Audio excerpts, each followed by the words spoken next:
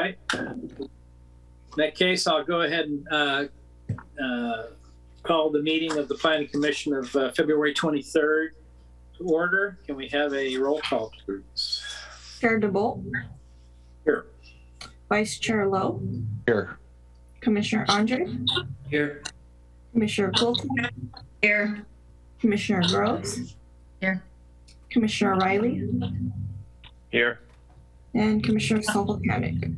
Absent. Okay, stand for the pledge.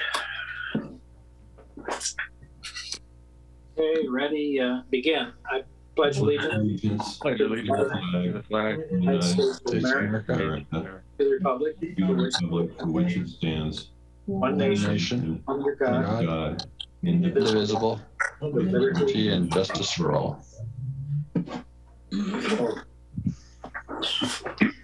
This time, I'll open the meeting to any member of the public who wishes to address the Planning Commission or speak on any item within the jurisdiction or subject matter of the Commission. And this would be if any item that's not on the agenda. If there's something on the agenda, if you would wait until that comes up, we'll allow you to speak at that time. So is there anyone wishing to address the Commission at this time? There were no public comments received by the 5 o'clock cutoff time. Okay, then we'll close the oral communications and we'll go to minutes of the January 26th meeting. Would anybody like to make a motion to approve those minutes or have any corrections? I'll make a motion to approve. I'll second. Okay, got a motion and a second. Can we have a roll call, please? Chair DeBolt. Aye. Vice Chair Lowe. Aye. Commissioner Andre. Muted. Muted. Sorry, abstain. Commissioner Quilty. Aye. Commissioner Gross. Aye. Commissioner Riley. Aye.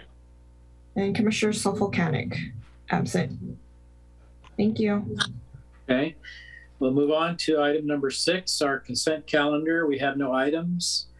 We'll go to item 7. This is a public hearing regarding the town center mixed-use strategic plan. Do we have a staff report on that real quick? Yes, I'm going to start off, and then we have Tom, our associate planner. He'll add in, and then of course we also have our consultant with working for Placework. Mr. Alan Loomis is on the line as well, and he could chime in and answer any questions if need be.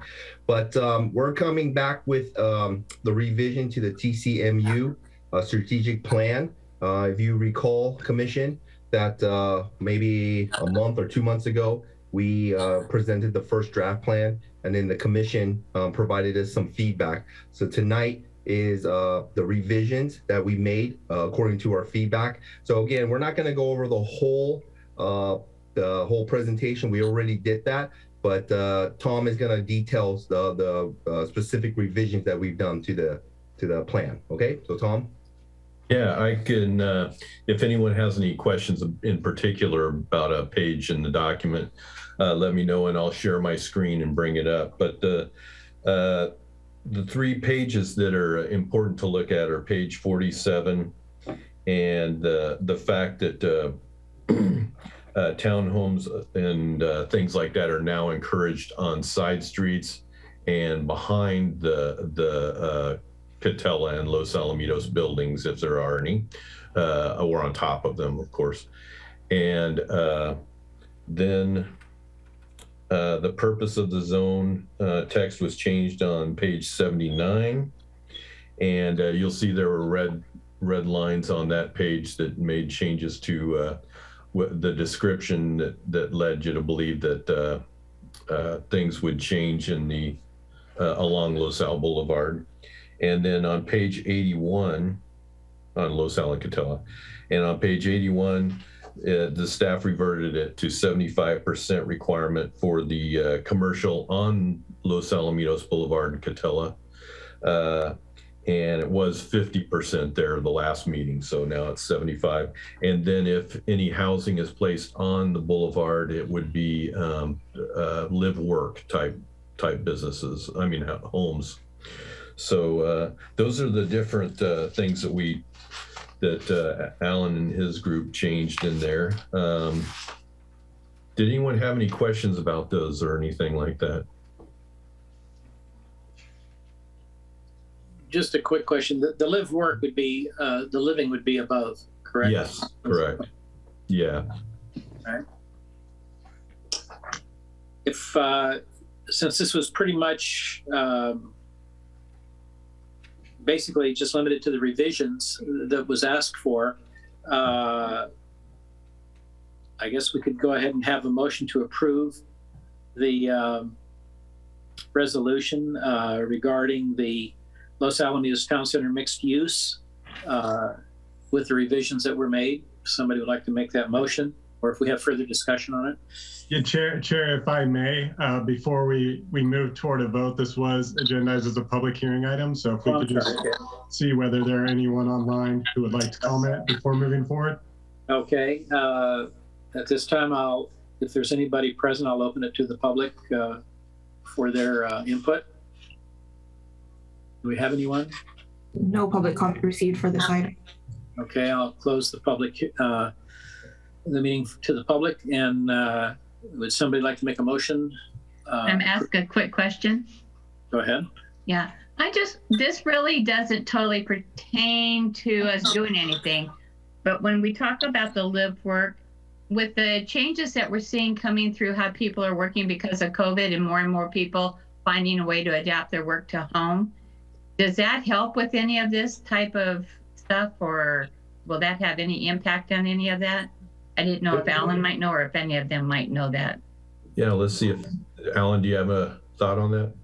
Yeah, I think one of the reasons we put an emphasis on live work in the plan was precisely because we're seeing that trend. And we think where you currently require commercial, there could be a real market for live work from the development and kind of real estate community.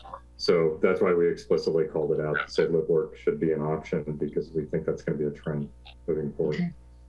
Yeah, I just kind of wondered.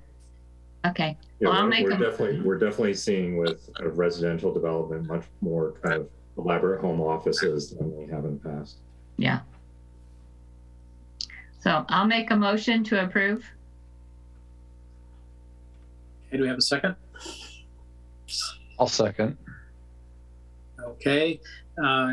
We have a motion and a second to approve. Can we have a roll call, please? Chair DeBoer, Aye. Vice Chair Lowe, Aye. Commissioner Andre, Aye. Commissioner Quilty, Aye. Commissioner Gross, Aye. Commissioner Riley, Aye. and Commissioner Sopolcanic, absent. We also need to approve the EIR addendum and the mitigations. What is it? The MMRP. Let me see what we have. Yeah, mitigation monitoring. That's part of the recommended action and part of the resolution that's approved. So we're covered in that respect. Okay. Good. Okay, moving along. We'll go to item. Before we move on, Chair, I just want to say thank you to Alan, and his team. And we're not done yet. We still got to go to council. But I just want to say thank you to him, and you could sign off if you want to, Alan. All right. Thank you, Ron, and thank you to Tom and the commission for your input. It's been a pleasure. All right. Well, thank you too. Okay. Moving on then to item number 8. This is a proposed zoning ordinance amendment to permit live fowl. So anyway, if we could have a staff report on this item, please.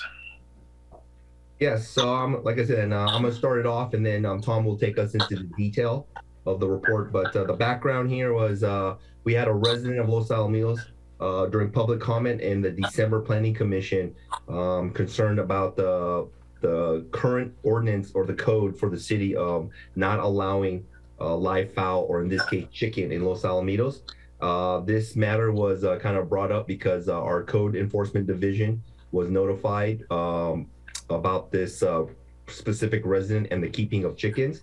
So the resident requested that the Planning Commission consider lifting this and or lifting it or revising the ordinance. So at the January 26th meeting, if you recall, the Planning Commission directed staff to add this discussion. And so we're going to have that discussion tonight. So during our research into this, we went out and looked at several cities and that allow chickens, and we placed some of the ordinances or the code pertaining to those in those cities. And then I'm going to have Tom kind of walk us through some of those. Yeah, I'd like to also remind you that the resident is on the line on the Zoom meeting here in case we need to talk to her or anything like that if you had any questions. I wanted to remind you that fowl is what covers chickens, but it also covers other types of animals as well. And then our code does also talk about separate types of animal besides fowl. And so that's something to maybe think a little bit about, whether we're talking about just chickens or anything else. If we decide, if you decide that we need to change the ordinance or anything like that, remember to bring that up. I found 5 cities, not 5 cities, a few cities here that allow fowl.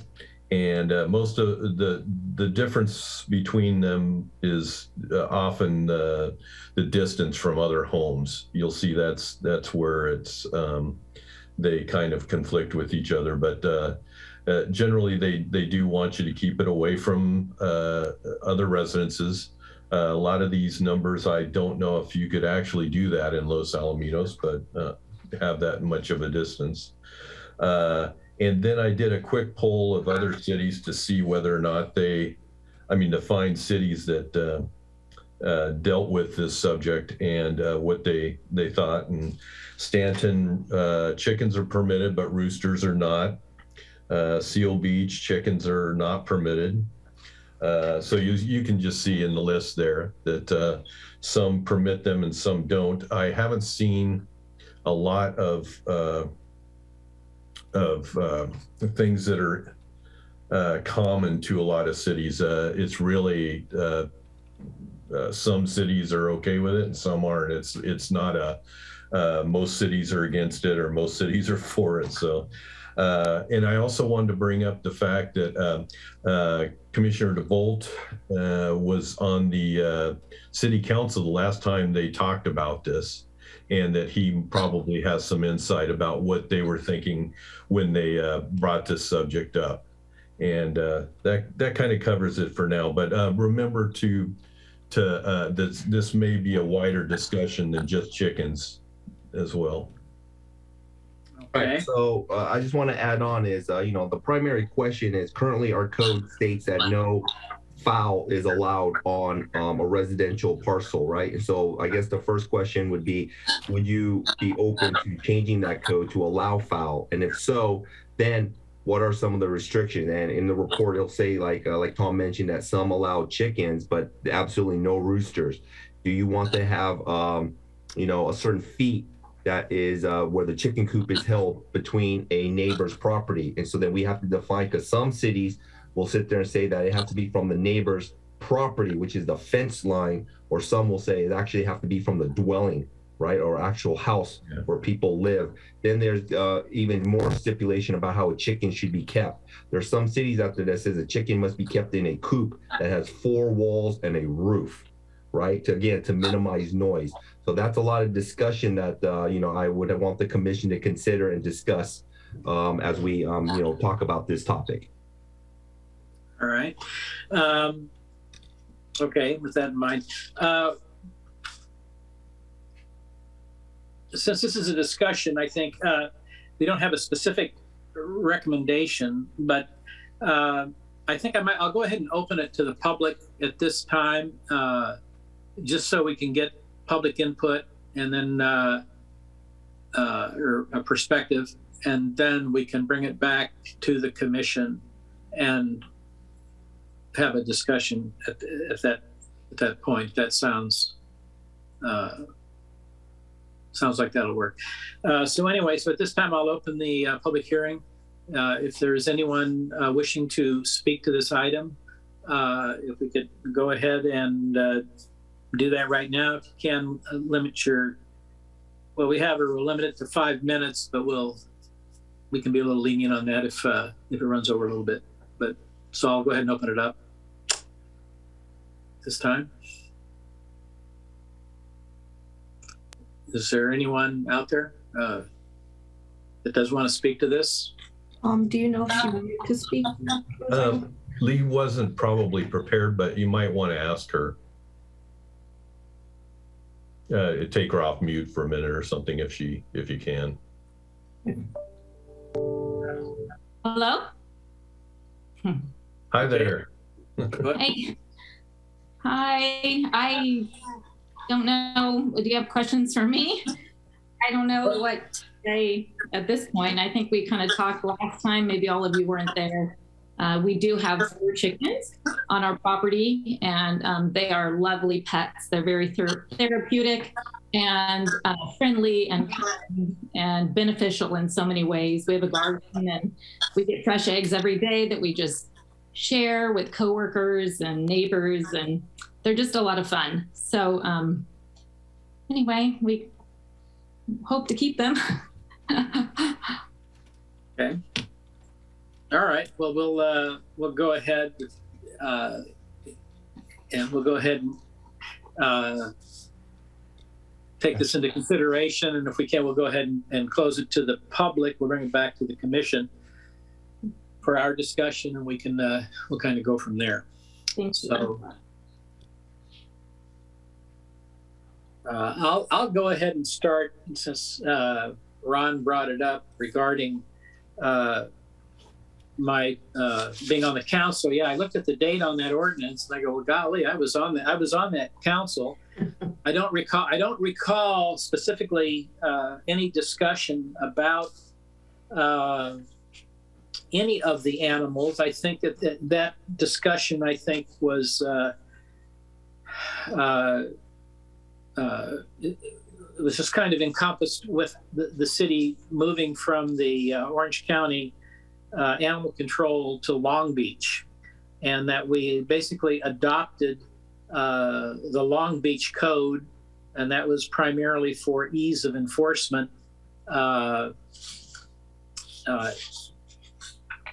In dealing with the city of Long Beach animal control and having them do the animal control for Los Alamitos. So I don't recall any specific discussions on any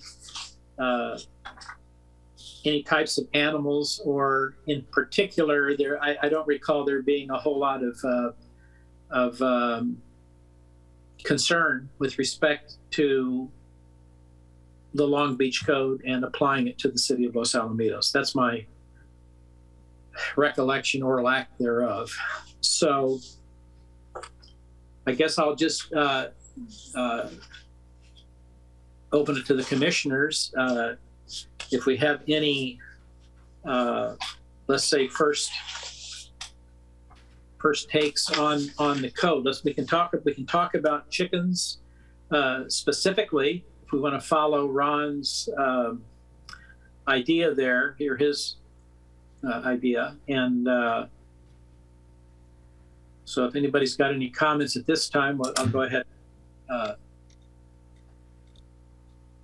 See if anyone would like to start. I can go ahead and start. It's Larry. So yeah, for me, I looked over the information of some of the other cities, and I personally don't have an issue with chickens. I would have an issue with roosters. Obviously, they make a lot of noise. Same with peacocks and other type of fowl.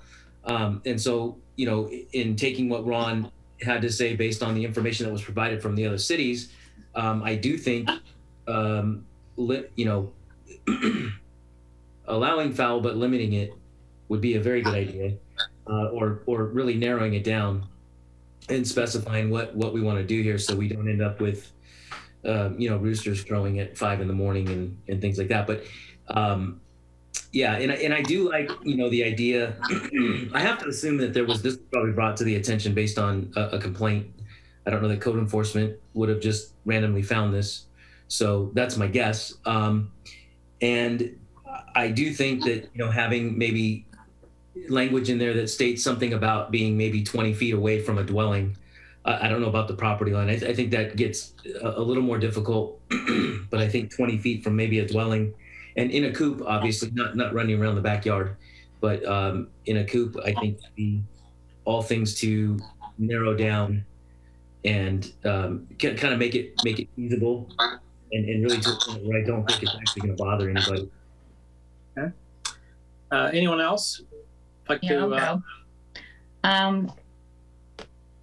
My niece has she actually has a farm out of state, and I've been watching her with her chickens and learn more about chickens again than I really care to know, except that the way they have the coop is fine. They do need to have a play yard, so you can't just put them in a coop. They need to exercise, they need to be out, and that's not a real problem. But the design of the coop is something we should look at, because the one that this lady had was done and is done to keep the chickens healthy as well and to prevent any other problems. So the design of the coop is important. I don't know how to explain that other than what they did with my niece. What they have is a built-in gated yard. They have a special coop. They have a special way they get their eggs, and they have a special way to clean, so that they reduce any kind of disease or anything else. So we do need to look at that. They do need to have the movement out. So putting them just in a coop will create problems. And I know that sounds odd, but when you're producing eggs and you stress an animal, they're not going to produce. I like the idea of people doing this, being organic and trying to do things more healthy, especially as society, we're looking at recycling and doing all these other positive promoting things. And this is why cities are allowing the chickens. So I'm not against it. I just think we need to kind of look at something about the housing or how they are cooped up or cooped, so that it is done in a positive way, will not infringe on the neighbors with any odors or anything, and that it's built properly. Okay. Anybody else? Just kind of a first take on this, not necessarily a conclusion. Yeah, I'll go. I agree with both of them. I do say no roosters also. And I think we should limit the number that they can have, whatever number we come up with. I just found out, I polled a few friends who live in my neighborhood and my neighbors, and nobody was against the chickens. And I found out that my sister's next door neighbor had chickens for a year, and she never even knew they were there. Mm-hmm. So I felt good about that at least they're not, they weren't smelly and loud. So. Okay. So I'll go next. Yeah, go ahead. Okay. So I'll agree with all three of the other commissioners, and I'm also in favor of no roosters. And one of the things I was thinking about initially is that since we have someone from the public that has a little bit of experience in this, and maybe also knows to what some people don't like about chickens, maybe if we can open up to the public again and see what kind of concerns that maybe that she's or he has run into or not run into, and what the experience has been, how she currently does the coops and so forth. And she probably has a little more research in this than we do. Maybe we could get some more feedback there. Okay, yeah, we can. If you guys want to. Well, yeah, we could. We'll kind of proceed through the question and then see where it goes. Anyone else? Commissioner Riley or Commissioner Rao? I think I just echo everyone's else concerns. If we can figure out how to do it without it being a nuisance to neighbors, odors, sounds, then I don't have a problem with it. I'm assuming smell and noise are the two things that we got to be concerned about. I think that's it. I'm trying to think of something else besides smell and noise. Do we know what the complaint was? That, I mean, obviously somebody complained if they Yeah, went out. that was going to be my question: is what was the nature of the complaint that sparked the code enforcement to go out, other than the fact that they were just there? I believe code was alerted because of a noise issue. All right, okay, and then okay, I'll give you my take on it. I hadn't really thought too much about it. Obviously, roosters was the first thought, so I echo that. Interestingly enough, for the longest time, on Howard Avenue, we had built a building in '76, the kind of the one that's got the rounded corners, and across the street where the big brick dental building was all small houses, and there were chickens back there, and roosters, and you could hear them all over town, more or less. But anyway, my concern is not only for the chickens, but probably for the other animals as well, is how close we are in the city, neighbor to neighbor. The bulk of the lots are 60 feet wide, maybe anywhere from 50 to probably 75 feet wide, and while any one person may keep one or two chickens and manage to keep them quiet and take care of the odor and all of that, I think expanding this just ends up we're not in an urban or a suburban area or out in the out in the country. We are all in close proximity to each other, and my concern would be noise and odors, flies. I have lived next door to when we lived in Rossmore. I had a fellow that had rabbits. I don't know how many he had, but all I know is when he got them, shortly thereafter, we had flies, just an inordinate amount of flies, from the waste material and stuff like that. And I mean, he tried to keep it clean, but we had no noise, but it was flies. I mean, even the odor wasn't too bad. I don't recall that, but all I do remember, and this is going back 45 years, all I remember were the flies, and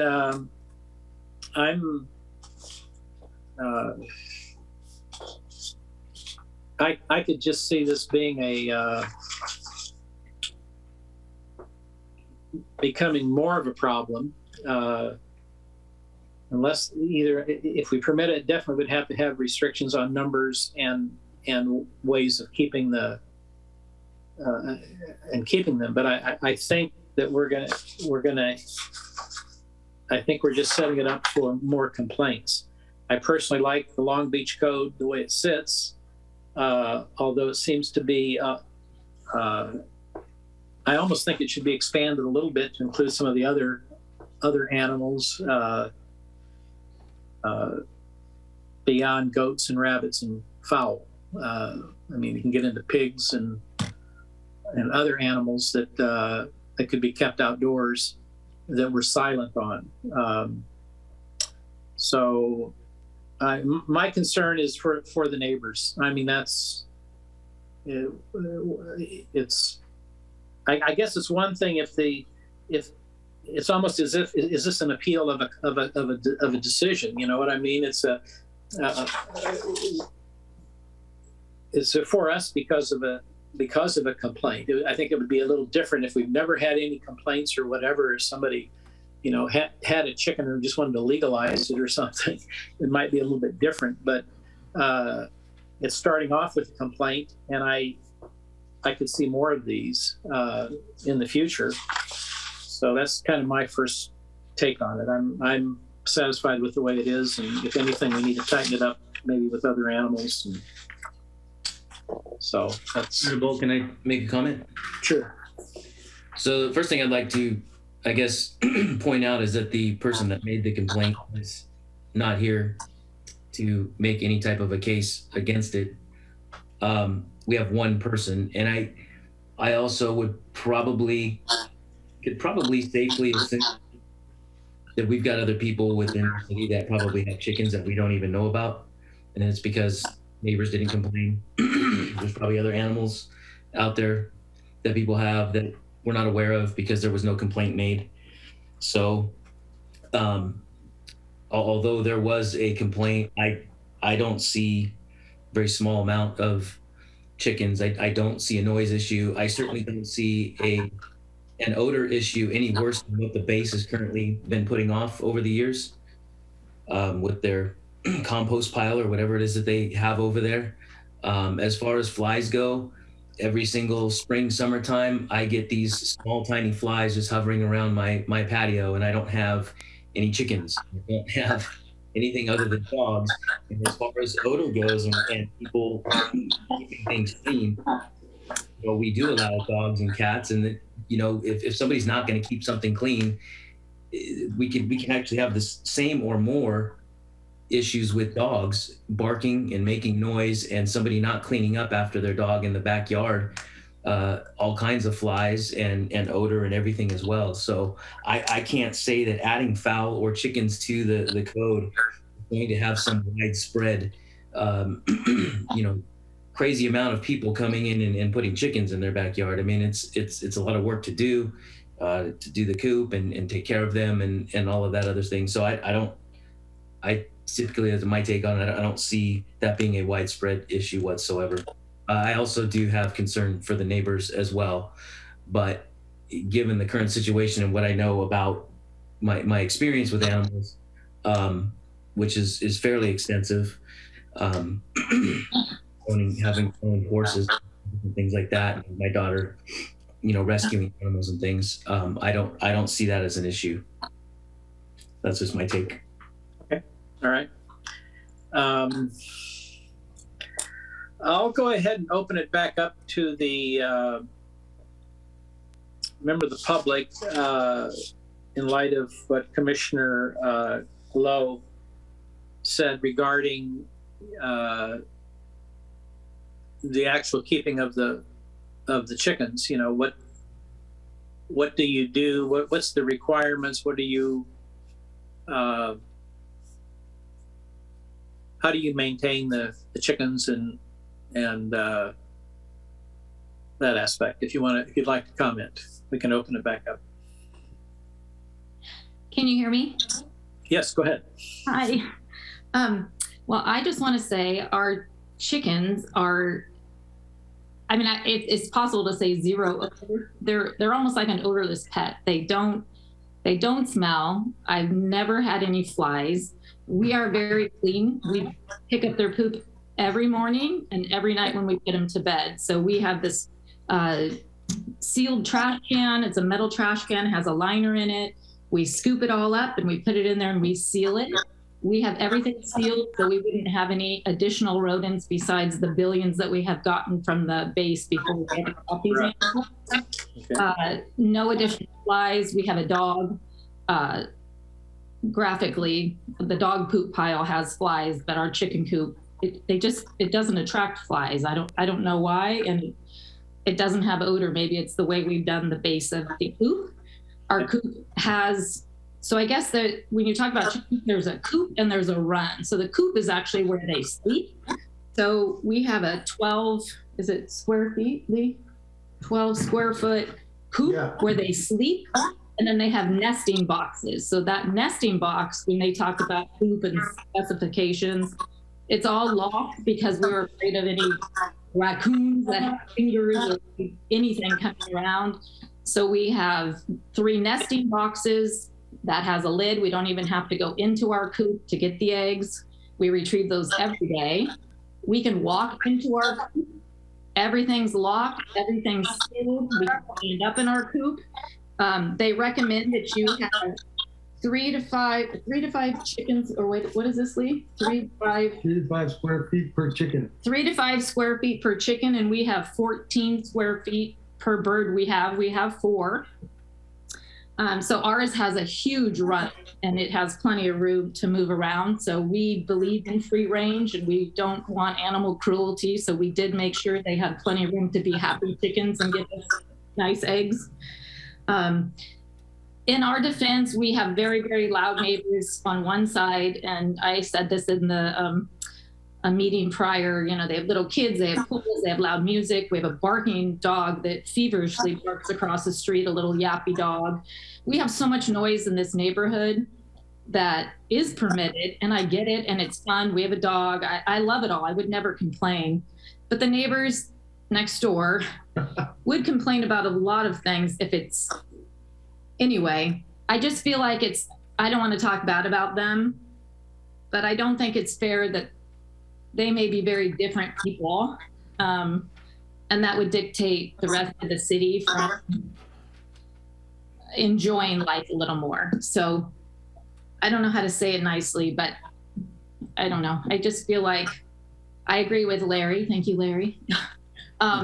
That I don't know that there would be a lot of complaints. We asked all our other neighbors. I asked Tom Oliver, should we get a petition? And we have talked to so many people in our neighborhood. They're all in favor. You know, they wish that lifestyle could be theirs, but they don't have the time. We got nothing but support. I can get a petition signed. I can bring all the support down to the city hall for a meeting and pack the court little place there. We have a lot of support. We asked our neighbors behind us. They've never heard them. They didn't even know we had them. They're an olive oil, they have a farm up in San Luis Obispo. They're all supportive and they said, oh, this is great. We never knew you had any. So I really don't feel noise. They do make a little announcement when they lay an egg. So it is common. It's not like they're noiseless, but it's very brief. They make this little announcement, they have their egg and they're done.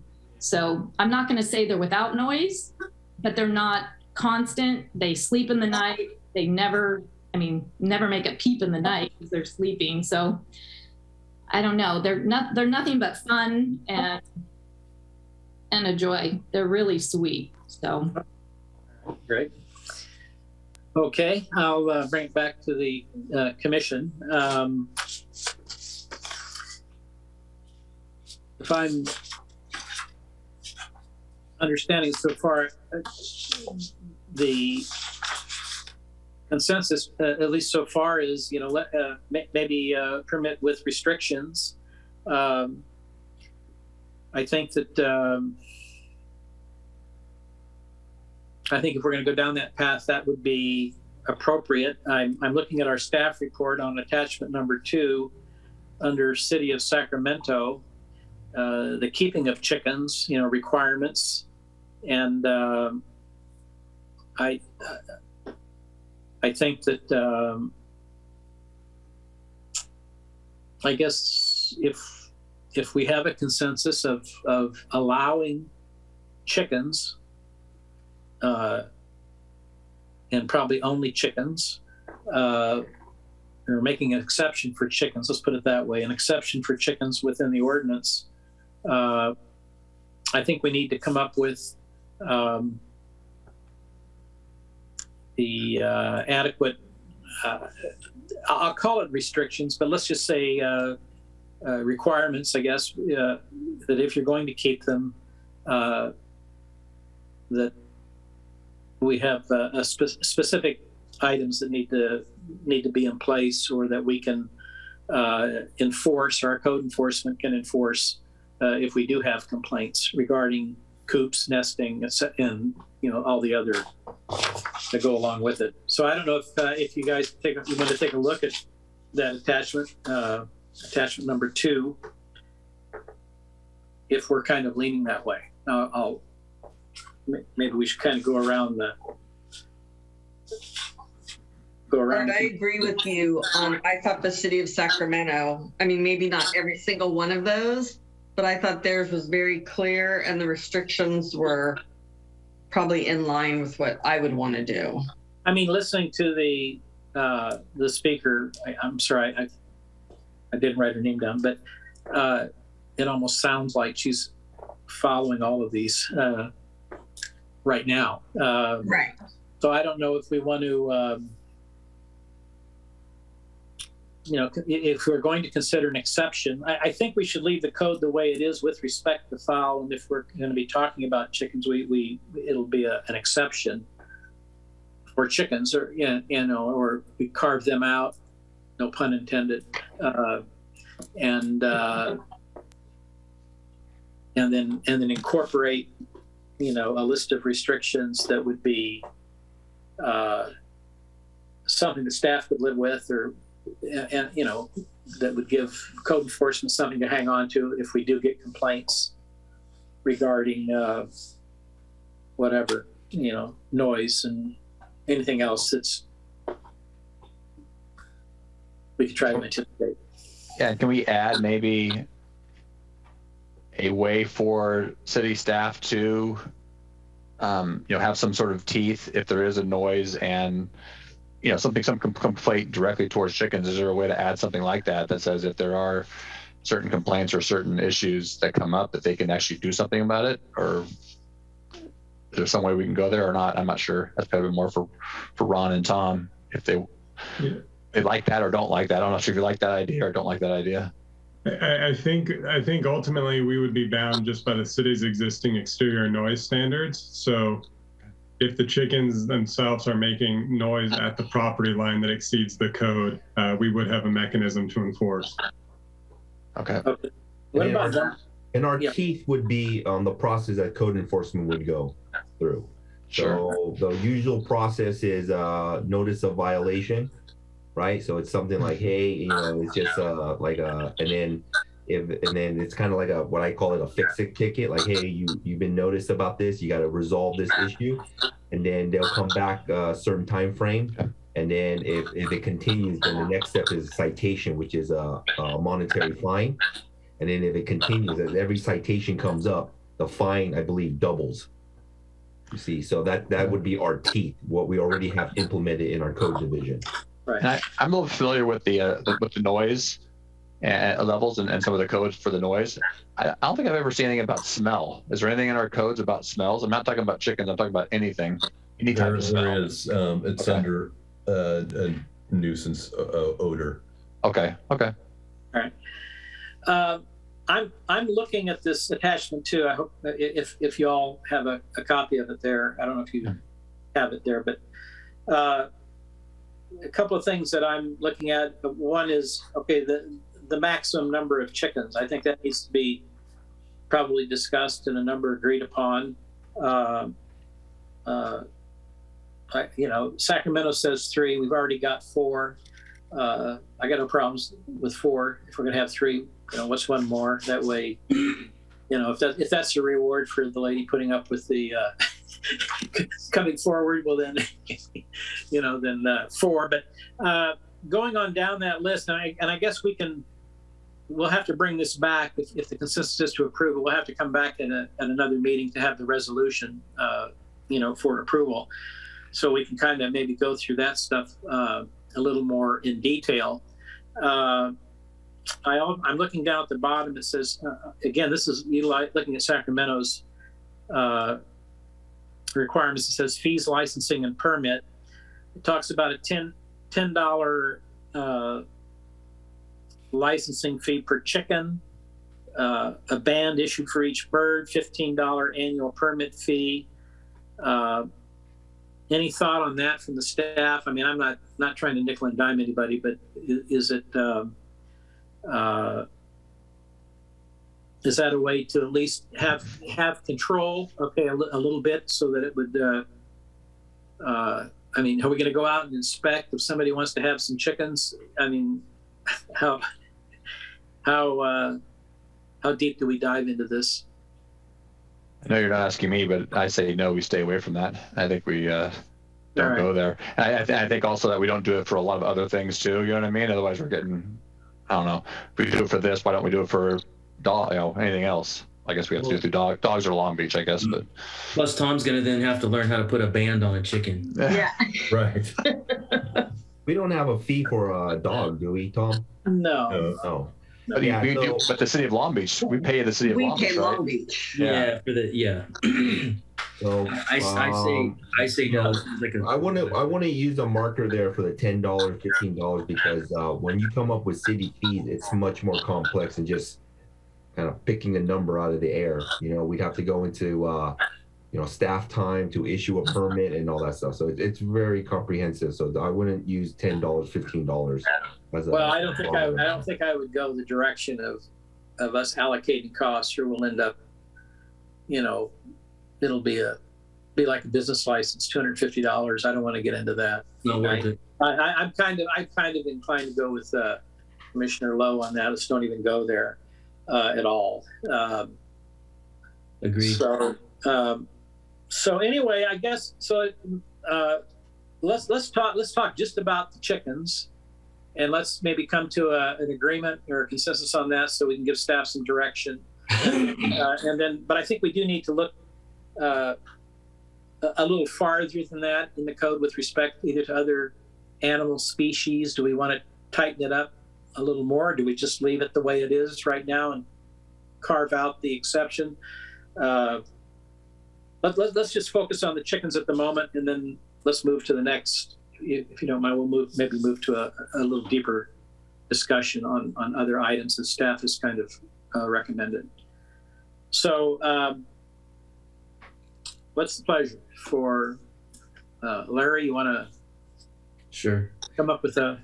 I in looking at what Sacramento has, it's fairly detailed and comprehensive, and also it does take into account, what Commissioner Gross was saying about the well-being of the chicken and having enough space, for it to be able to run around, and then of course it calls out for nesting boxes. I mean, it's calling out for all the right things to properly maintain and care for the pet. And so it does actually mention the 20 feet from the nearest dwelling, which I think is adequate. So I actually like everything that is pretty much in there. I think it's pretty good. Okay. Do we want to have it 20 feet from the property line or from the dwelling? I say the dwelling. All right. Agree with that.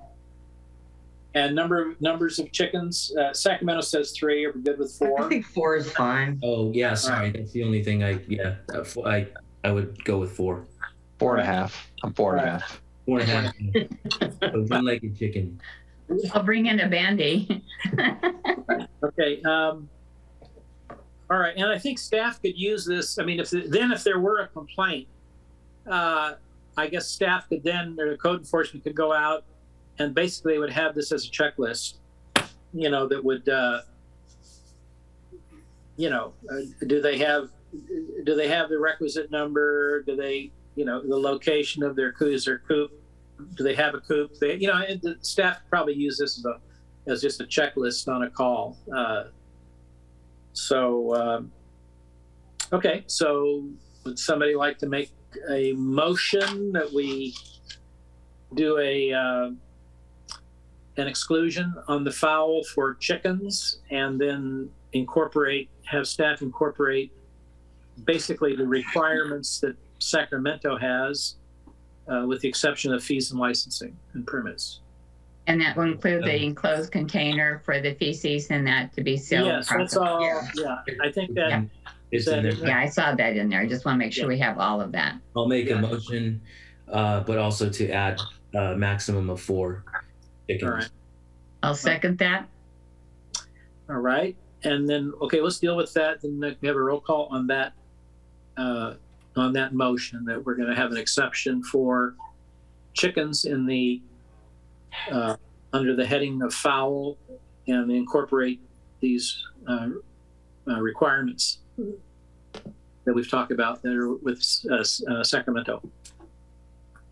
Roll call. Chair DeBolt, Aye. Vice Chair Lowe, Aye. Commissioner Andre, Aye. Commissioner Coulter, Aye. Commissioner Gross, Aye. Commissioner Riley, Aye. and Commissioner Solomonic, absent. Okay. If we could, let's move just a little farther then into this, and I'll go back to staff. regarding other animals, you made a comment in there. What are we getting inquiries about? Not really, Chair. We're not really getting inquiries, and Tom could correct me on that. But according to our code right now, you take a lot of animals that you see. I don't know if I would call them common, but animals such as tortoises, pot-bellied pigs. We did put rabbits in here, but you can see that the city does, I believe, allow rabbits up to 5 currently. But those are the 2 that we kind of, throughout the Tom's time here, that we kind of had some questions. Again, it's tortoises and pot-bellied pigs. And so right now in our code, it forbids any resident to own a tortoise or a pot-bellied pig. So this would be probably a good time to see if the Planning Commission would recommend the council to revise this code as well. Okay. If we want to take a look, I was looking again on attachment 2 under City of Anaheim, kind of in the middle of the paragraph there.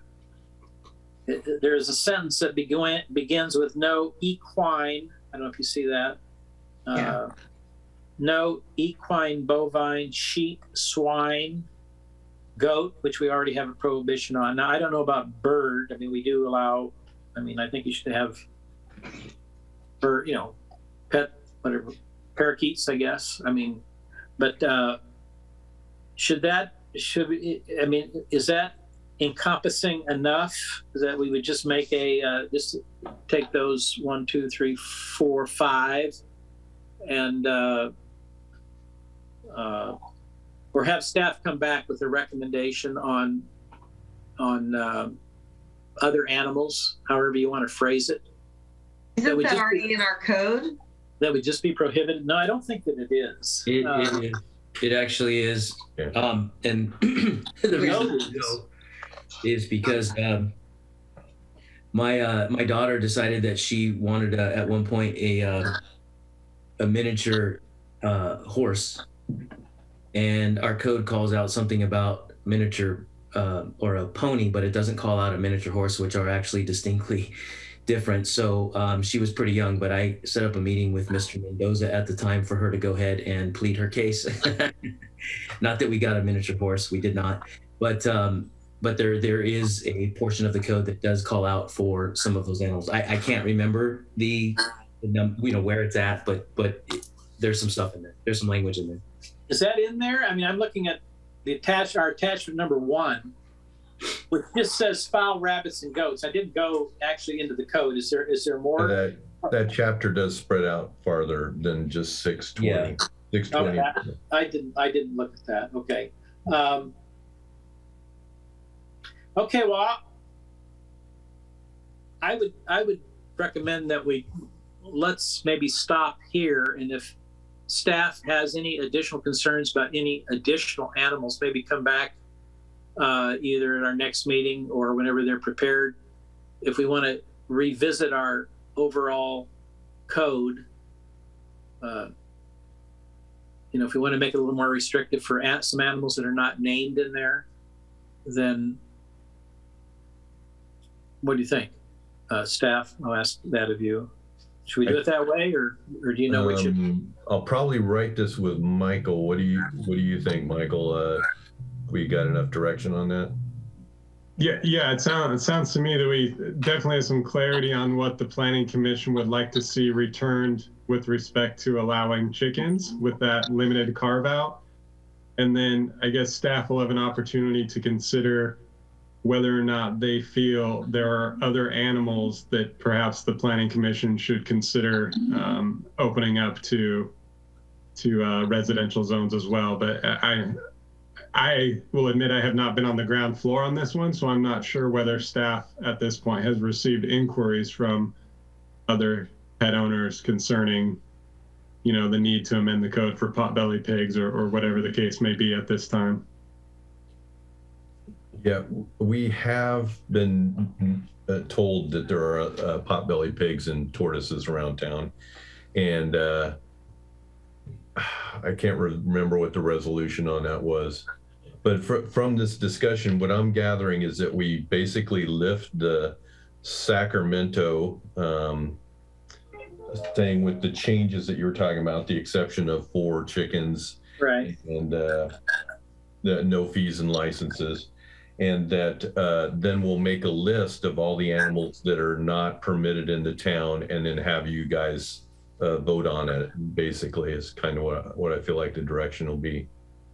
If I might add, when you present that to us, would it be possible? I personally, of all the animals that we've kind of been discussing, I do want to just add, by the way, that having animals like that available to children growing up, as they mentioned, the Wagners mentioned, it is therapeutic. I mean, I think it's kind of a cool value to be able to instill into a child that they can raise these chickens and have eggs from them, and there's some really great life experiences, if you will, that maybe people in our area and cities like that wouldn't necessarily normally get an opportunity to do. So I think it's a good thing. Potbelly pigs are becoming more popular. They've been around for a long time, but they seem to be a little bit more popular. And it'd be unfortunate. Let's say they're very smart, they're very clean. Let's say somebody wants to take theirs for a walk, and they can't because they're not allowed to be in the city. So tortoises and pigs are the two that I wouldn't have an issue with. So just wondering, I really like what you did as far as providing us with information from other cities. Maybe you might be able to find a couple of things on pigs and tortoises as well that might help guide us to make a more informed and intelligent decision on that. I'd like to chime in, and I'm kind of along the line. That's my recommendation with Commissioner Andre here. Is we have clear direction on the chicken part. So we're going to come back. Our next step is to provide guidelines and a proposed resolution to the Planning Commission for their recommendation to City Council. Then we'll bring back a discussion item about the additional animals where we as staff will provide, just like we did here with the chicken, comparison and information that what other cities have done locally around us. And so that would be my recommendation going forward. That would be great. And if I could throw one other thing out, I mean, we didn't, this is per residential parcel. I mean, since I'm been a property manager in the multifamily area, I think that, of course, I mean, in the multifamily, we have restrictions already on pets and stuff like that. But I'm just wondering if these should be limited to parcels, residential parcels with, single family dwellings. I mean, it's a lot easier in a multifamily area just to flat out say, I'm sorry, it's just simply they're prohibited in the city, in the multifamily area. If you've got, 5 units and, you wouldn't have the space to do like for the chickens. But when we get into other animals, apart from service animals, the landlords can pretty much, dictate, no pets, but with the exception of service animals. And so if somebody's got a service animal, then you're required to allow that. On the other hand, if that service animal's a horse or a miniature horse or I don't know. I'm just kind of thinking out loud here. I don't know if that would be too restrictive, or if it would be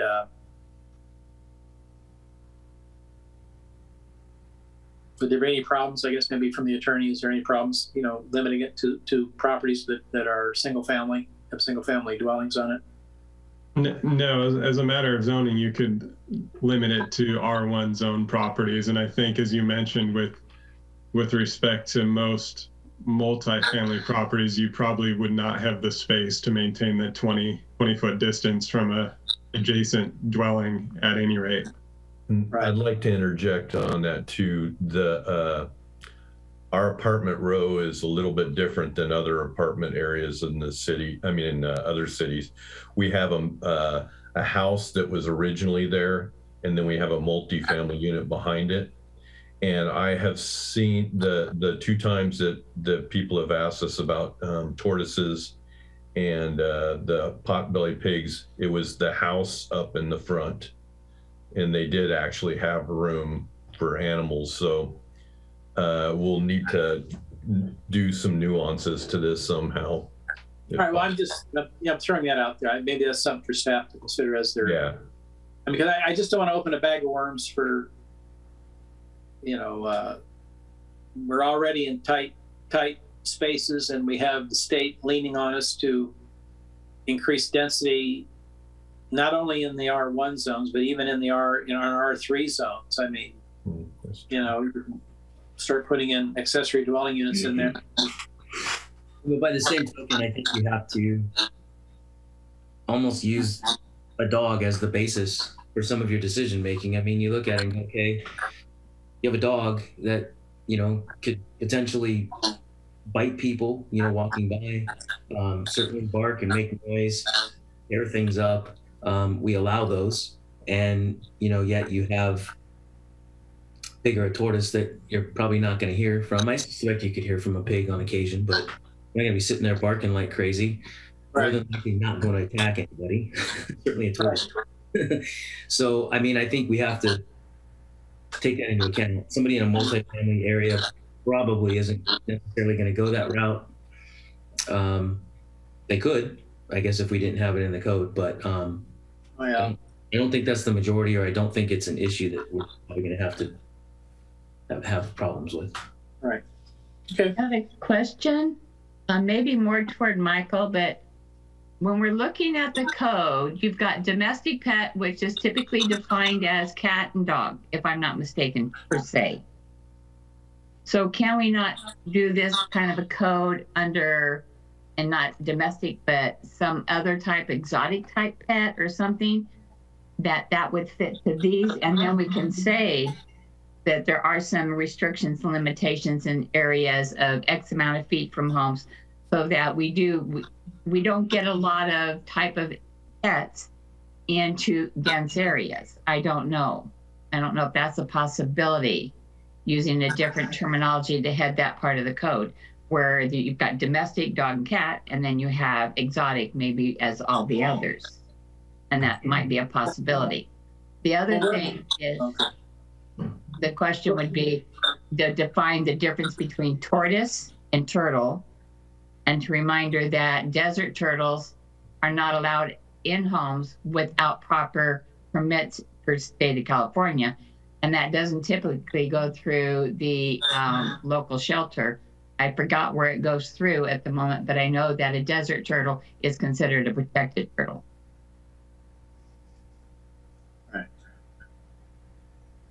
Yeah, I think just to respond to the initial part of your question, I think we have enough direction specifically with the chickens to think about how we can structure the code to create the carve out and the limitations that you've all discussed this evening, and then that will come back to you to make the final call.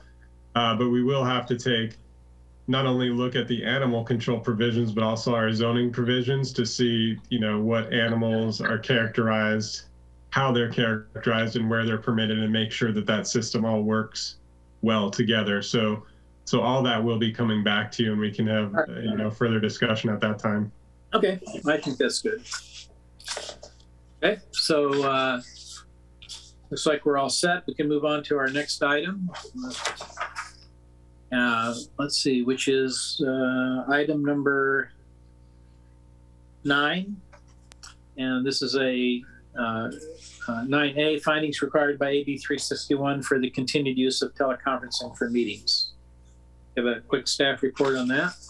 Sure. By way of background, recent legislation has created an exception to the Brown Act requirements for teleconferencing. This has been done in response to the COVID-19 pandemic, and its effect or its intention is to allow legislative bodies and commissions like yourself to meet in a virtual setting as desired during the pendency of the pandemic. So prior to this exception, the requirements for teleconferencing were fairly onerous, whereas now utilizing this exception, it's fairly easy for cities to come in and out of teleconference meetings as they see fit. So the one catch here is that we are required to make specified findings every 30 days to extend this authorization. So that's the recommended action before the Planning Commission tonight, is to make the findings that are required by statute to allow us to continue to use teleconference meetings.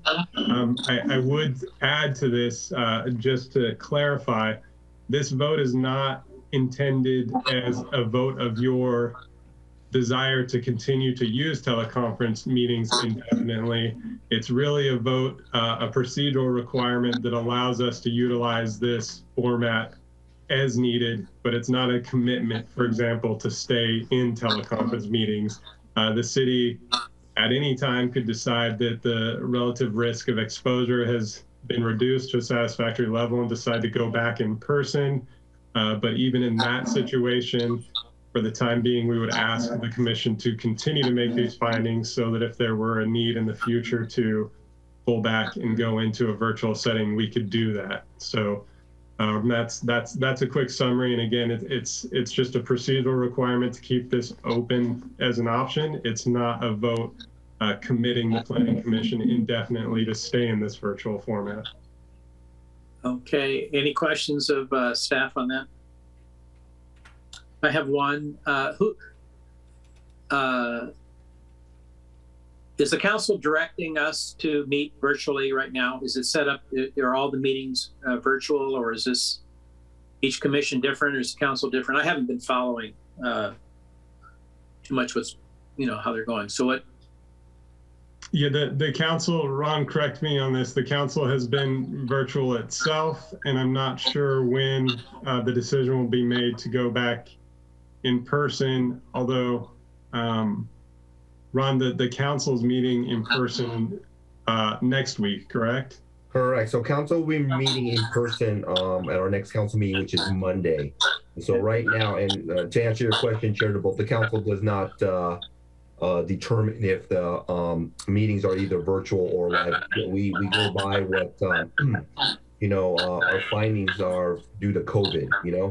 So we have a support services manager that kind of pays attention and kind of hones in on the COVID numbers.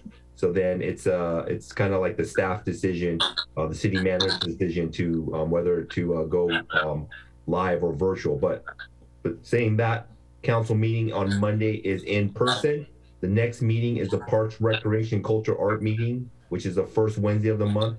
That is scheduled for an in-person meeting. And then plannings after that, that is going to be scheduled as an in-person meeting. And then when we round out next month for planning, the plan is to be in person as well. All right, good. Okay, so with that, I have a motion to make the findings necessary to give us the option to continue telemarketing.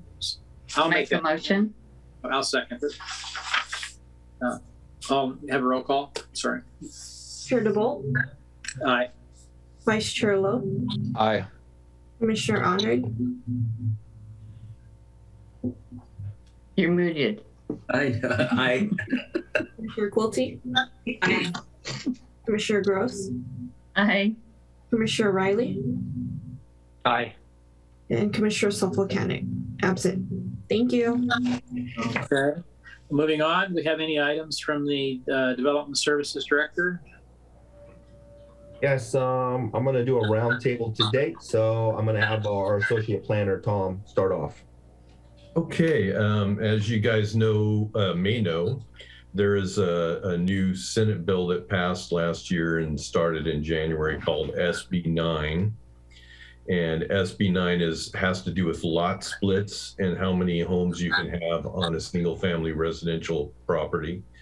And just wanted to let you know that people are now thinking of taking advantage of that. So you may see houses next to your home more than you expect.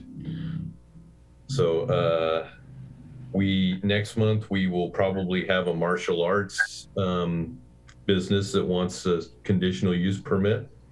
We are also going to bring back the housing element just for another open house, basically. The state said that we needed to have more meetings about the housing elements, so we'll do that next month. And I'm pleased to say that we won the CDBG grant for doing Stearns Park for the an accessible park, which is great. We got 350,000, which is a really good start. Nice. So yeah, and that's it for me. All right. Thank you. City Attorney Michael, you have anything? Nothing for me at this time. Thank you. All right, thank you. I'm going to turn it over to our Development Services Manager, Irving Montenegro Jr. Thanks, Ron. Good evening, Chair, members of the Commission. Just wanted to, if I haven't had the chance or opportunity to introduce myself, but I'm fairly new to the city, at least to this department. So I'm excited to contribute towards the team. And just had one item to share, and that's an invitation. Hopefully, if you're available on Wednesday, March 9th, it's our Good Morning Los Alamitos event. Really not an event, but an opportunity to network among community members that are active or not so much active, but want to hear what's thriving and what's happening in the city, some of the services that are provided. And we'll be honored to have our city manager present, as well as Ron Noda, to speak on a few items. So it should be a fun morning, an opportunity again to network and to meet your members in the community. So if you'd like, I can email or provide a flyer after the meeting tonight, and hopefully, like I said, you can join us. Thank you. That's all I have. All right, thank you. And then really quick, we're going to discuss it. Some items for Monday at the council meeting is we do have our redistricting map. It's online, so please go to the city's website to check that out. We have our first drafts of the maps. One thing that our council will be discussing is an update to what we call the urban forest program. So it's updating our tree policy. It's establishing a tree dedication memorial, and it's hopefully establishing us to become a designated Tree City USA. So the council will have a discussion with that on Monday. And then we'll also have an update on the establishment of rates for the commercial sector, and an update on the waste hauler and the transition. So please, if you have time on Monday, join in. Either you could come to the council meeting. Again, it is in person, or you can always view it online. So I kick it back to you, Chair. That is it for us. Thank you. Okay. Next item are commissioner reports. Anyone have anything they would like to report or comment on? I'd like to thank the city for the new stop signs. So if you haven't seen them, they're on Florista, and they've got lights on them with solar panels to get the people to see them. I like that. Thank you so much. I don't want to burst your bubble, but the public works supervisors told me that they sent us the wrong parts, so the lights aren't flashing yet. So we'll get that corrected soon. They were playing with them and had them flashing, but it's the fact that you're starting to see that. And I know I'm probably one of the most worrywarts, because I see the kids and the risk and the dangers with the kids when they get out of school, and it just scares me. And I just don't want to see a kid laying there in the street, blue. And I've been there, so way too many times. Okay. Anyone else? Okay. I have two questions. Spark, I think, for Tom. The housing element. How often do we have to review that generally? Is it every 10 years or 8 years? Or? 8 years. If we get it in the correct amount of time, we get 8 years. If we don't get it in at the right time, then we have it for a shorter period of time and have to turn it around real quick. All right. So. And then my second, it's a question again. You brought it up about lot splits. Mm-hmm. Okay. I was talking with an escrow officer that I use, and are the accessory dwelling units that are being built, people are trying to sell them apart from their single family dwelling. Yeah. Is that what we're talking about? No. the SB9 is kind of, Michael might want to interject, but SB9 is separate from the ADUs, basically. It's a split of the lot, and then you can build a duplex on each lot. So you could have 4 units all together, whereas with ADUs, it's generally just one ADU at the back, and you can sell it separately. So, well, as a well, I'll let Michael answer that. So the ADUs should not be sold separate from the primary parcel, primary dwelling unit. But the SB9 issue is a bit distinct, because in that case, you can take a single family residential lot and split the lot and then build new housing units on each respective side, and those can be sold as legal lots. So it's a little bit different. Well, a lot different, actually. Wow. Okay. All right. Title companies are having fun with that, I'm sure. Well, I don't want to get too deep into that, but it just raises so many questions, especially with the MAP Act. Yeah. If you're interested, I have prepared sort of an advisory memo that goes over that legislation and some of its implications. I'd be happy to try to reformat that and just get it to the commission if it's something you'd all like to see individually to get a better sense of what we're talking about here. I would like that myself. Okay. I don't know anybody else, yeah. Okay, great. Okay, with that, we'll go ahead and adjourn the meeting. And I guess that's it. Thank you very much. Thanks, Good night. everybody. Thank you. all. Bye.